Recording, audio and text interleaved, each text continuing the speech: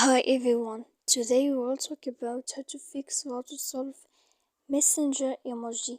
To know how to fix or to solve a messenger emoji, you should just go to settings like this. You will click.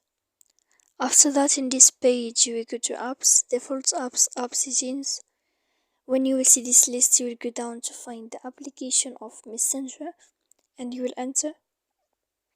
When you will see this page, you will go to click for stop.